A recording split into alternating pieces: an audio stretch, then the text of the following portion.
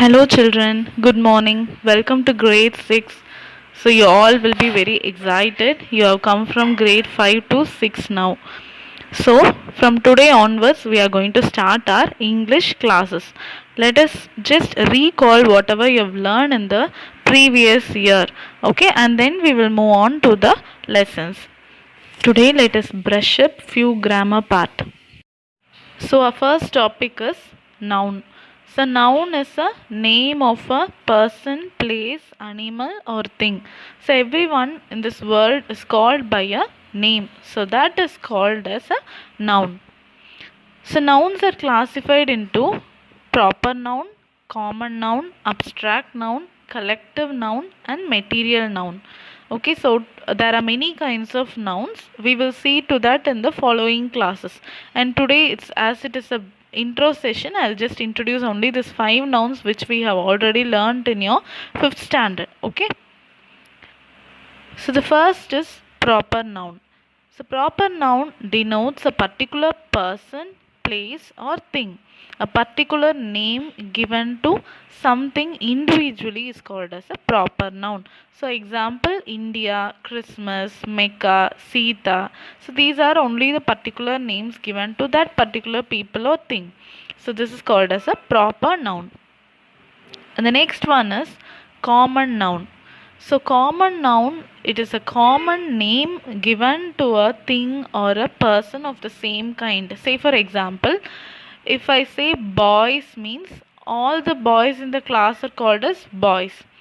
So that boy or a girl is a common noun. If I say country, all the countries in the world. So that is a common name given for all the countries. But we have a particular name, India. So India is a proper noun, whereas country is a common noun. Likewise, tiger, teacher, computer. Okay. So all these are common noun.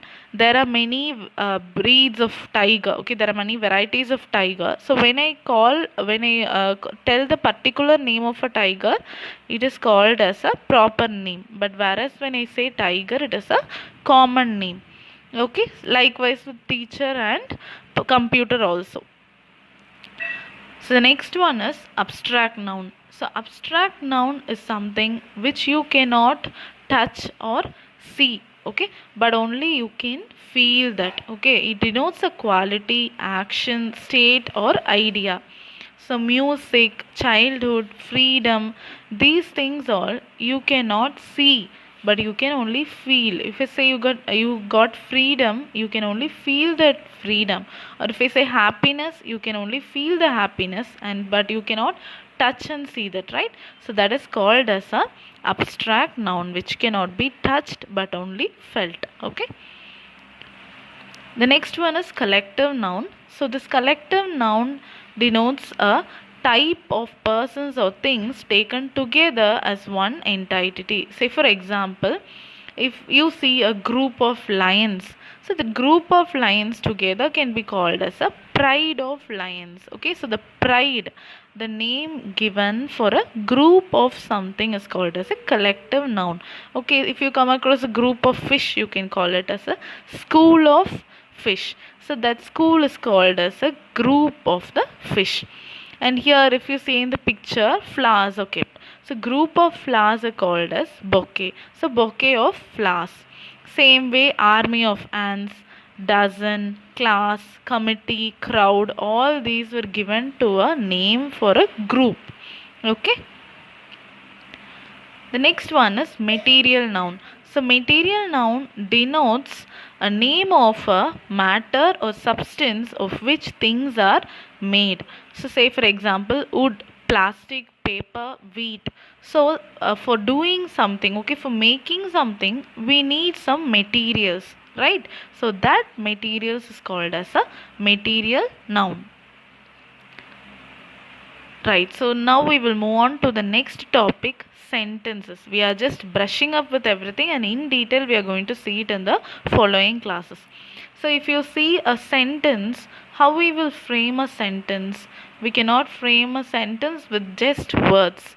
So the proper arrangement of words is called as a sentence, right? So the group of words put in the right order to make sense is called a sentence.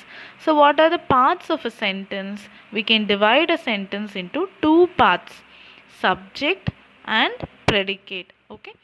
So subject. So what is a subject? So the subject, the person or thing about whom we speak is called the subject. So every sentence should have a subject. Without a subject, we cannot speak a sentence. So when we speak something, we are focusing on something or we are giving importance to something. So that is called a subject. So here in the first sentence, if you see, the tiger is walking. So we are talking about the tiger. So the tiger is the subject. The man is playing. So here we are giving importance to man. So the man is taken as a subject. The next part is predicate.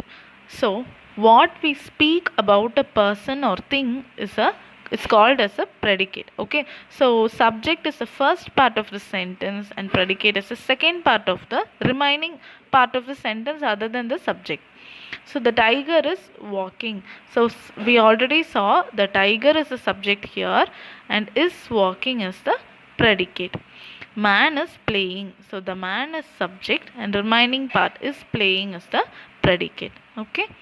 So now we are moving on to the next topic, number. So we know what is a number. So something which we can count is called as a number.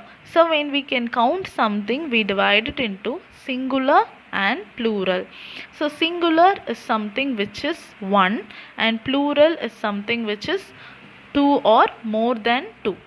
Okay, so if you see here in this picture, flower, flowers. So one flower is singular, flowers, two flower or three or four is called as plural. So say examples, dog, dogs. Hope you all should have got your books by now. So complete page number 7 in your grammar book and take a snap of it and send it to me. We will discuss the answers in the next class. Thank you, students.